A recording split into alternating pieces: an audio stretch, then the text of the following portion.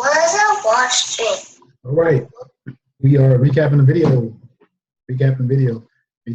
Today is January 17th. We are back on 2 weeks. We've had short weeks for 2017. Holidays all over the place. Shout out to Dr. Martin Luther King for all of his contributions to minorities here in our country and the push for equality, which we have made a lot of progress and obviously still have some ways to go.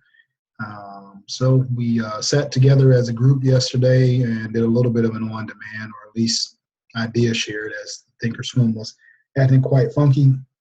That video is now available on YouTube. You guys can check it out. But we're moving on to day number 10. Day number 10's title is Have Faith in What You See. We talked about this pre-market, about being able to identify what you see before you're ready to take your plays. So if you have faith in what you're seeing, and if it's it's authentic to your thought process and you're in line with what the stock is going to do, 9 times out of 10, you're probably going to be successful on that play. I want to give a shout out to the voice. These are actually her glasses that are blinking green. They match my shirt. Second time I wore them this year. Hopefully I don't have a seizure while I'm doing a recap video. For those of you that are not in our Rules of Wall Street group, we do have a little group now that for 2017 for new traders or folks that are new to hanging out with us. Leave a message on the YouTube or shoot us a message on Twitter, and we'll give you some information on how to get linked in with some more folks so we can do some networking and hopefully everybody ideas share and grow their knowledge base. So when it's game time, you can make your plays and make good decisions and hopefully come out on the green side of things. Green shirt, green eyeglasses, so we should be all green today. All right, we're going to start off with a motivational video, then we're going to go into the journal, then we're going to do the recap. I think I have 7 closed plays. One of them was a through the weekend hold, ARRY. So that one's finally closed down, so pretty good. All right, let's get into the video.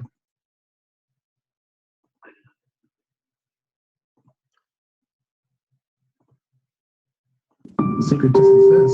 The secret to success. There's a couple of elements that are important in success. First of all, is your own level of expectation. You also have to learn to be happy with what you achieve sometimes.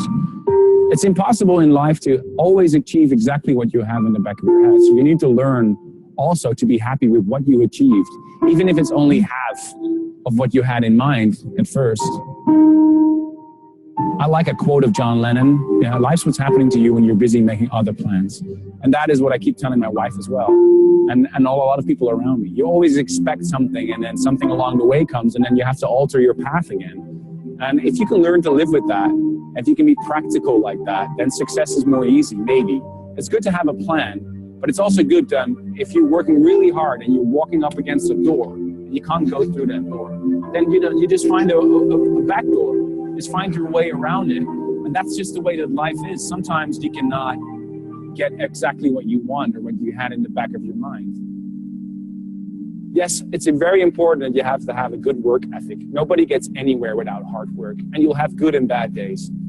Even myself as a producer, I run into disappointments almost on a daily basis because I try to work with artists that on the last moment pull back their song, or you don't see that, you don't read that in the news, but it's a fact of the matter. And I think all artists have to deal with stuff like that. You don't get the set times you want, you don't get the billing you want, you don't get the hotel room that you requested.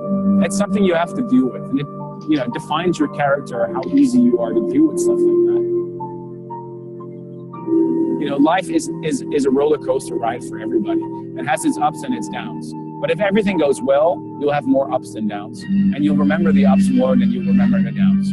But it's a fact of the matter that everybody, no matter if you're a big artist, a successful artist, or a successful businessman, everybody works hard to get somewhere. And everybody has a certain passion. And I want to stress that the word passion is probably the most important in that. You have to really, really, really want something. And I think in life, it's so much more easy if you are devoted and dedicated to something.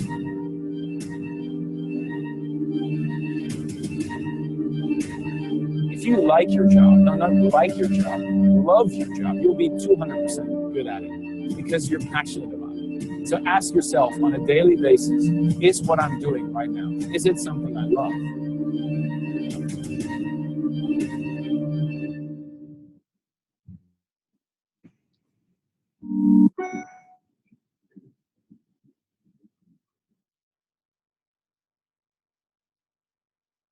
That was the motivational video. Let's get into day number 10. Let's read it and let's get on with it.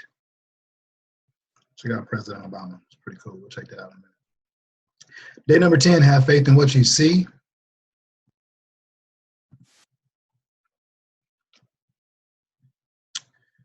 Why have I invited you all to join this journey of my marathon? Why at the beginning did I encourage you all to create a dream list? Why get up early and set goals for the day? Why make short-term and long-term goals? Isn't it impossible to actually make it in the stock market? These questions can be answered in two simple words. Have faith. Not blind faith, but just the opposite. Have faith in what you see. Learn these setups. These things play out every single day on just about any stock that is moving with volume and news, good or bad news for that matter. I screen share and go over plays from watch lists every day so you can see. I highly encourage you to have faith not just in me, but in the other people in our group who have been successful. Most importantly, have faith in yourself. I hear teammates bringing up tickers but not playing them when they have already pre-planned the ticker and have been spot on. Like the gospel song of the day, Forever Jones, sing it, it's time to believe. Have faith in yourself. You will be successful, I promise. I want to give a shout out to Castillo. One of our plays today, he was identifying the 55-cent area as the breakout. I'm not sure if he took it, but the ticker went from 55 to 68, and that would be nearly a 20% gain. Hopefully he was long. I'll show you guys my play here in just a minute. In the middle of the recap video, we're going to be nosy about President Obama. Sweet. All right, let's get on into it. Here we go. Somewhere. Where are they? All right, not everyone started with you. Will be at the finish line with you. To get there, don't talk, act.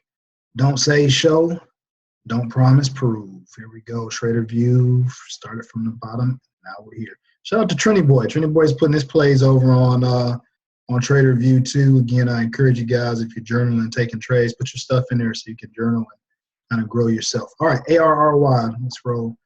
This was the hold from on Friday. Average price was 11.07, covered at 10.57. I think Vic was in on this thing too. Traded the chart, not my heart. Nailed the bottom. Chart said get out. It ended up bouncing all the way back to just above my entry price. And also gave me some signals to dip by it there. So if I was not short, I might have been thinking about buying at 10.50, 10.60 to see if we can run it back at 11. And it played out exactly as I thought. So if we're short, we cover and get out of the way.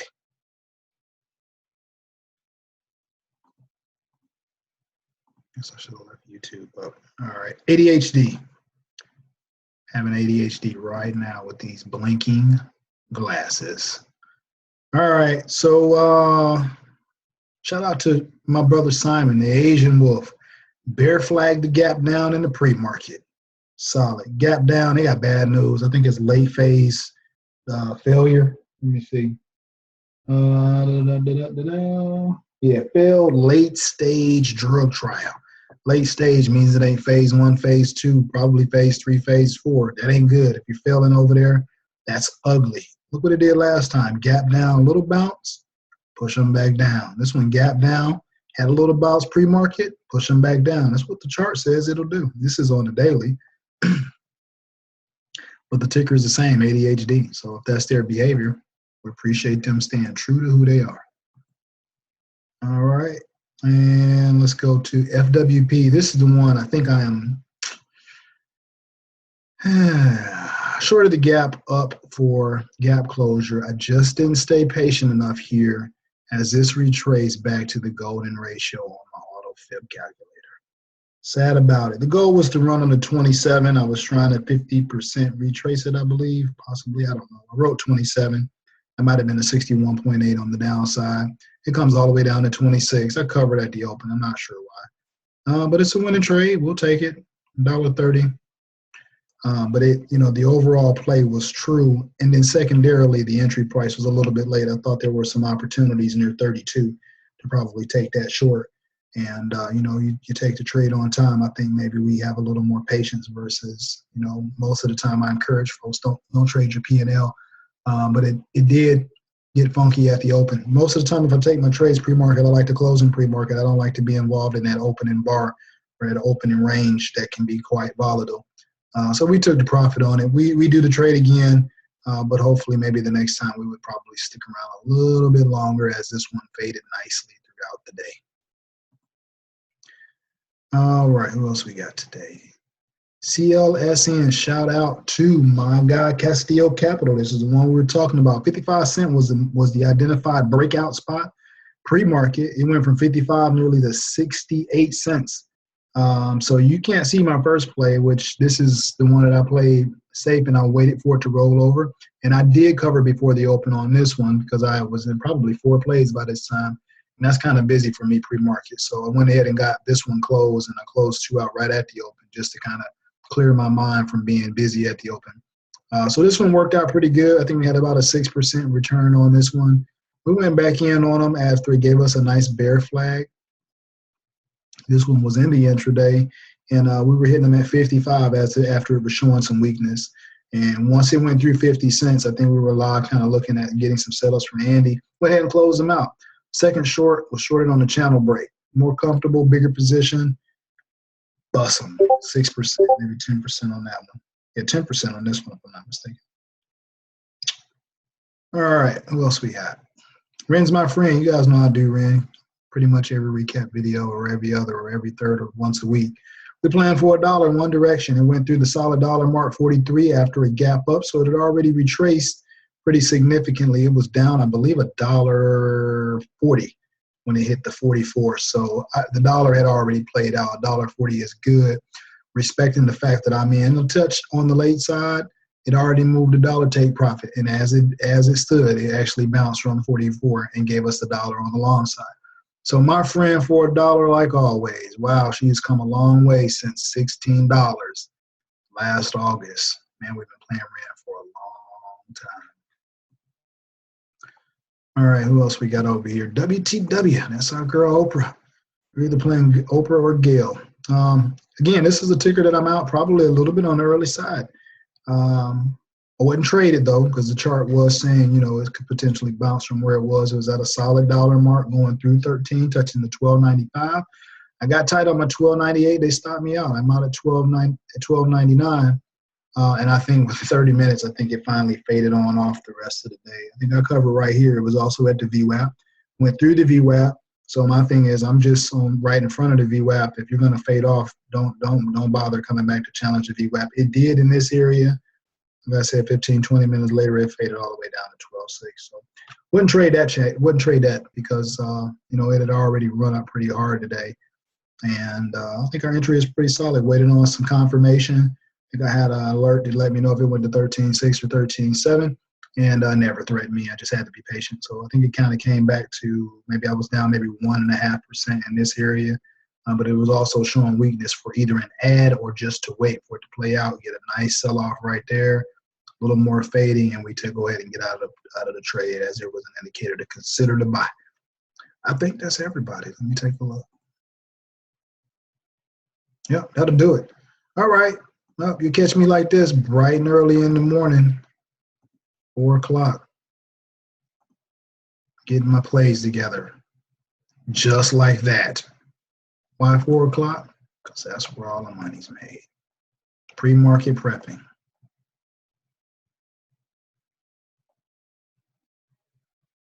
Oh, there it is. 4:03 a.m., bright and early. Be back in bright and early tomorrow. Get another watch list together.